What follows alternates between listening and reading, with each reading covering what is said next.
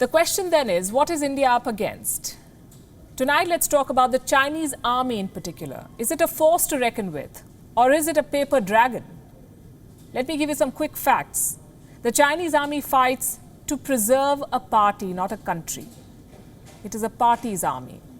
The army has almost no combat experience. The last war they fought was in 1979 and lost.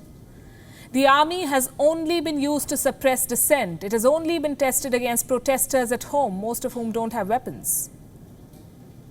The army has been used for choreographed videos like the one you just saw. This is the People's Liberation Army of China, an armed wing of the Chinese Communist Party. It is said to win contests without fighting a war. It is said to psychologically subdue the enemy without using force. Tonight, we are bringing you a SWOT analysis of the Chinese army: strengths, weaknesses, opportunities, and threats. Let's start with the strengths. Number one, the operational structure. The PLA has undergone several changes. It has been reorganized a lot of times. Most recently, the 7 military regions in China were reorganized into 5 theater commands: North, South, East, West, and Middle Combat Command Zones. This helps the PLA achieve specific mission objectives without delay and lapses. Along with command zones is a significant teeth-to-tail ratio, which means the strength of forces or manpower matches the resources dedicated to a particular mission. And this enhances China's warfare capabilities. Strength number 2, technological prowess.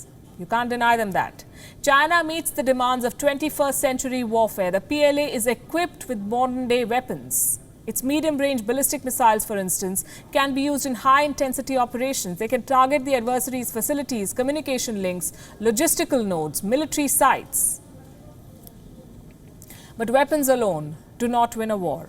Let's talk about the weaknesses, and there are far too many. Number 1, the party-military relationship. The PLA, as I said, is an armed wing of the CCP. It serves a political purpose. Its troops are fighting to preserve a system that benefits Communist Party members and not the Chinese people.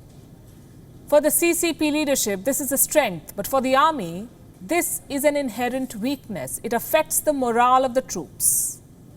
Weakness number 2, civil-military relations. Since the PLA is not an element of the state, it has no official points of contact with state bodies or state leaders. There's a gap that leads to problems in coordinating PLA activities internally. It also leads to a general distrust with the common man.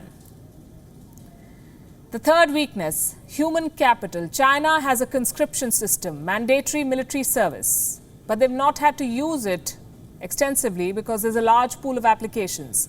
Chinese soldiers get social benefits, so young people, especially from rural areas, apply in large numbers. They're often uneducated. They do not meet the physical or mental health standards. At times, they're insufficient in handling advanced technologies. And the last weakness is something that China cannot fix. The People's Liberation Army has almost no combat experience. The last time they fought a major conflict was in 1979. A seasoned Vietnamese military demolished a bungled Chinese invasion. Reports say the Chinese infantrymen were unable to navigate or read maps. They were not able to measure and calculate firing distances. There is data to back this claim. They were routed. Here's another story that you must know. This is from 2016. Chinese troops were part of a peacekeeping mission in Sudan.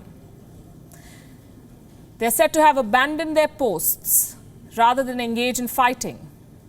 They reportedly left behind even their weapons and ammo. Guess who came to their rescue? Indian troops. The Indian soldiers secured the perimeter and ensured the armed militants were weeded out. Wonder if the Global Times will post these stories of how quickly the Chinese troops can relocate. Let's talk about opportunities now. There seems to be only one at the moment. The PLA's role in global affairs, its evolving participation in UN peacekeeping missions, for example. China has been developing forces for overseas operations. If the PLA wants, it can contribute in maintaining peace and stability miles away. It can safeguard the freedom of maritime commerce. But why would it? China loves encroaching on fisheries and claiming disputed territories. And finally, the threats. It's spreading itself far too thin. The Chinese army remains riddled by corruption despite Xi Jinping's many purges. The Chinese army is involved in commercial activities and there is no proper oversight. A corrupt army is its own biggest enemy. Plus, they have the United States, a major adversary. Beijing's relations with Washington are worsening. US warships and bombers have been hovering near Taiwan and the South China Sea. A real war looks unlikely, but this year has shown us that many unlikely things happen almost without warning. China should know this and not cross certain lines.